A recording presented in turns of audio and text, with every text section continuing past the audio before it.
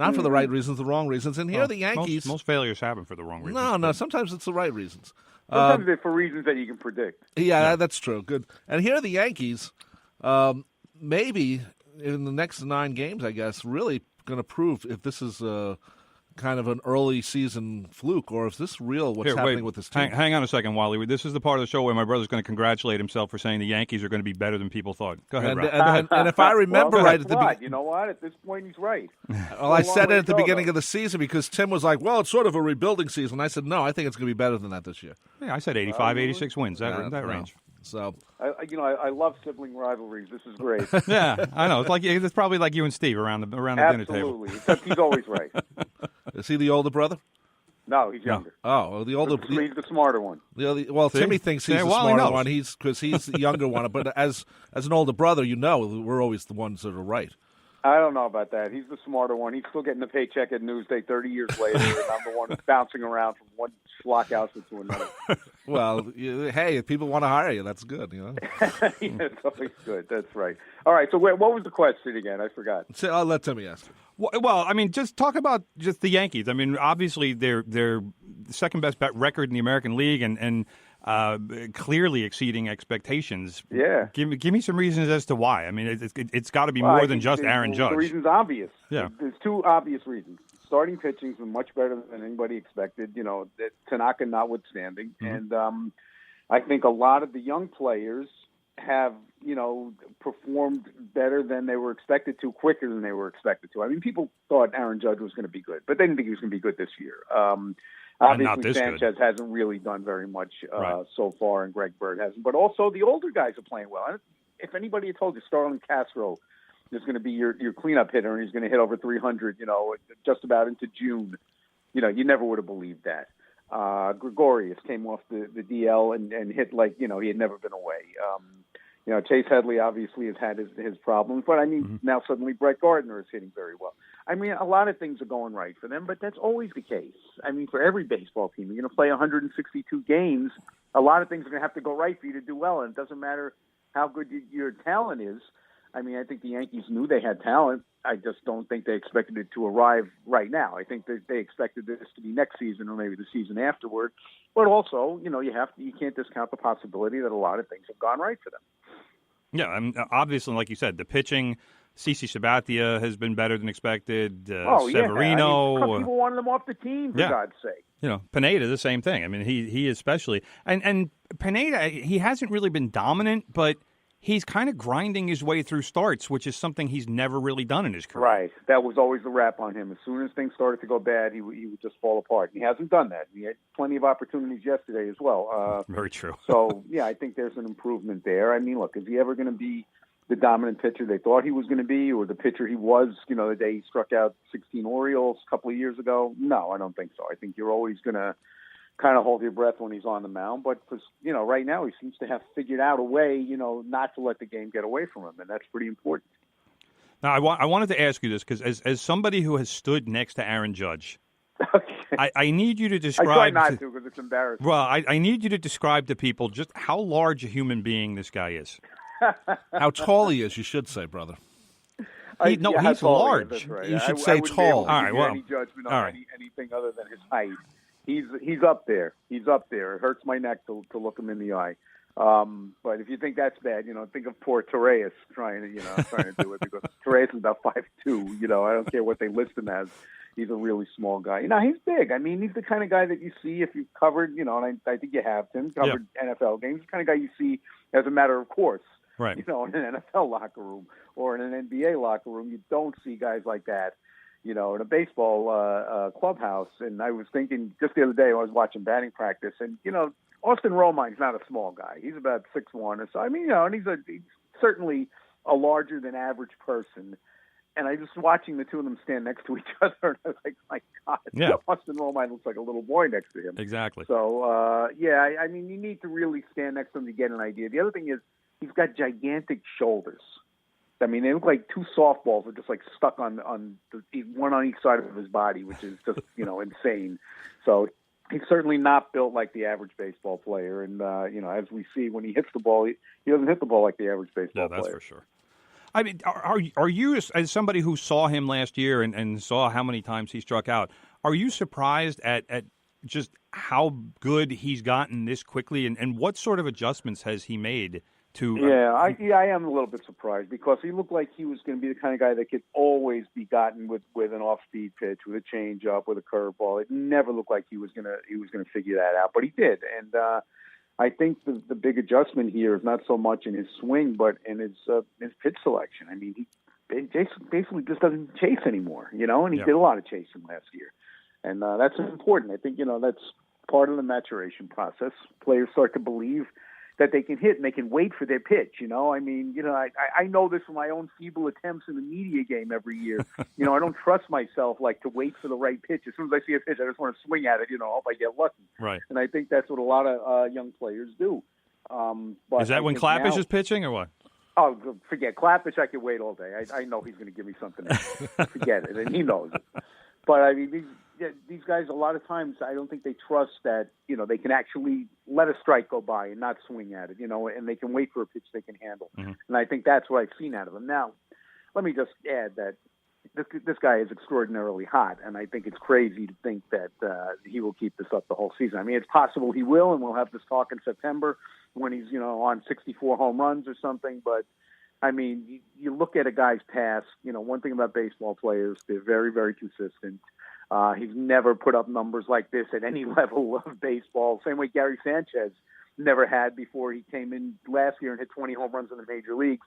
So you have to figure he's, unusually hot and that at some point things will normalize. Wally, I got a question last week. I think it was in the Times, and then SI picked it up.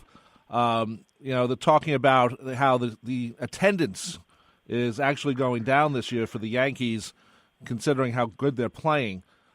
Is that a big story around not the clubhouse, but around the team?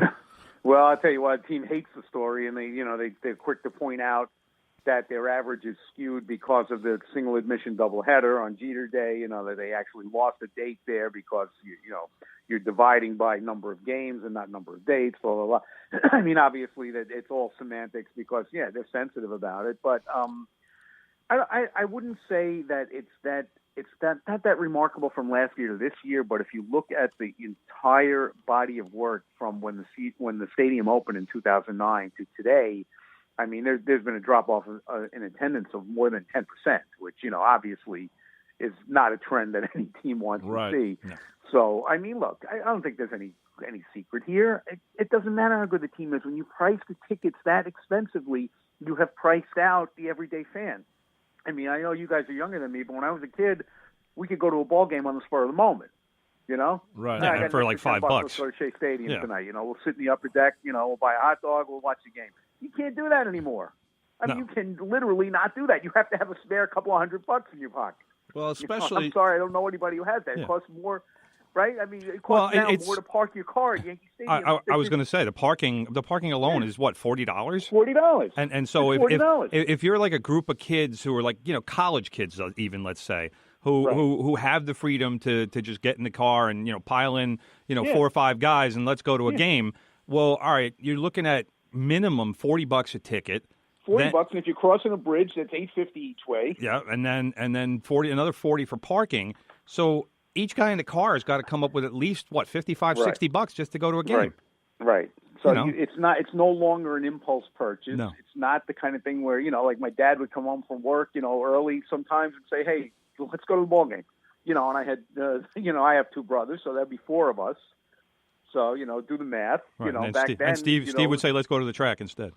Well, he had already have come back because that would have been over by 5 o'clock. Right. So I mean, back then, look, a general admission ticket was $1.30. Oof. So, for a $5 bill, my father would get the 4 of us into the ballpark. Well, then whatever we spent there. Obviously, money is not the same anymore, but it's just impossible for a father of 3 kids to come home and say, hey, let's go to the Yankee game tonight. Right. Yeah, I got a spare $1,000 in my pocket. My thing is, and it's just watching the Yankees and the Mets, they both have that sort of moat area where no one sits. Right. They're always empty. It looks horrible. Tickets for at Yankee Stadium, those tickets are what, $1,000, $1,500 or whatever. They're a ridiculous amount of money. It would get ridiculous amount of money, and that brings up the the question of why, what a lot of people, you saw the kid get hit with a bat last week, right. A broken bat. Why don't they put a net up in front of those seats? Because when you're asking people, you can't even sell those seats at $1,200 without an obstructed view. You're not going to ask people to pay that kind of money and look through a netting. It ain't going to work, man. But I would think you would do what they do at the Oscars. When a star gets up from the seat to have a cigarette or go to the bathroom, there's a seat filler. You would think that there would be a seat filler after like the fifth inning or something, just to show. Go up to the upper decks and say, okay, guys, we have 20 seats downstairs. You want them. And just have them move down, just to make it look like people are there. They can't do that. Well, I know why. Recall the famous Lon Trost quote about people who don't belong in the section. I was going to say Lon Trost would have to have prep school kids waiting around to fill up those seats. Exactly. He'd have to have like 1,000 Jared Kushners sitting by. Exactly. Well, let me ask you one more question about Aaron Judge, because this is something I have definitely noticed about him. As far as his interviews go, he seems to be a direct clone of Derek Jeter. Am I right about this? He's a little bit more pleasant, I must say. Well, just in the sense that right. in the sense that he is not going to. I mean, I watched on yesterday after the game. He hits a grand slam. They ask him a question directly about the grand slam. He thought about it for a second. And he said, "Well, what really got me jacked up was that my first at bat and the way the guy." And I'm like, he just totally sidestepped giving himself any credit. Possibly modest. Yeah. And yes, I've noticed that. And I've asked him. One day he hit a home run that was like 460 feet or something, and he was playing it off. Like he kept repeating, "I'm just here to help the team win. Anything I can do." Blah blah blah. So I said, "Aaron, have you ever been impressed by any home run that you hit?" And he actually stopped and pretended as if he was thinking about it, right? For like 15 seconds. Right. I swear to God. He just kind of stood there like he was thinking about it. And then you want to know what the answer was? Go ahead. No, not really. He goes, not really. Like, all right, thanks, Aaron. Yeah, no, he's determined not to make a headline with his mouth. And that obviously was Jeter's thing. I mean, here's a guy who played here 20 years and never got in trouble for saying the wrong thing. Exactly. So, yeah, that's, look, does it make it difficult for me to, I wouldn't say it makes it difficult for me to do my job. I'd like to get more out of him, but listen, I'm not going to tell him to get himself in trouble so I can get a headline. Right. You know what I was thinking also? Can you imagine that kid in college with a metal bat? Oh, geez. Wow. Isn't that scary? It sounds dangerous. It's almost like assault with a deadly weapon. It does. How about in Little League? Do you think he was the biggest kid in Little League? I would have to assume so. Because if he wasn't, that was a hell of a growth spurt at some point. I could see parents pulling their kids off the field no. Yeah, we don't want our kids playing with this 20-year-old. We got to check the birth certificate like he's in some World Baseball thing. Anyway, Wally, Tim, you got one more question? Yeah, well, I actually got two more questions. Okay. If the Yankees are in contention, do you see them this season trading prospects for an ace-type guy? And we've already heard Garrett Cole's name mentioned from the Pirates. Or do you think that they're going to kind of stay the course and let the kids develop and, kind of let this whole thing play out as far as this youth movement goes? Well, I think it's possible. I think they're always interested in winning, and I think if they see the chance to win this year. Yeah, I mean, look, they have a lot of kids down at that farm now. I mean, obviously everybody's all hopped up about Gleyber Torres, so maybe he's the untouchable. But, you don't hear quite as much about Mateo at this moment. I know Clint Frazier is hitting some home runs now, but I've heard some rumblings that, there are some questions about him. Maybe he's the kind of guy that they move. I mean, you've got Dustin Fowler. There are guys down there. They do have an abundance for a team. Yeah, for sure. It's not like where they were putting all their eggs in, the Jesus Montero basket. We saw how that worked out. So I think it's possible. I think if they think they have a chance to go all the way this year, they'll do what's necessary to do it. I don't think they're parting with Torres pretty much under any circumstances at this point, but I wouldn't consider anybody else untouchable. Okay. You're doing Mets tonight, right? I'm doing Mets today. All right. Try not to pull a hamstring when you get out of your car at Citi Field. Well, I'm sure the Mets will tell me I'm fine and I should just keep playing. Wally, thanks for joining us on our third anniversary show. Pleasure, guys. If people want to find romantic. you, remember that when you go visit your brothers. Yes.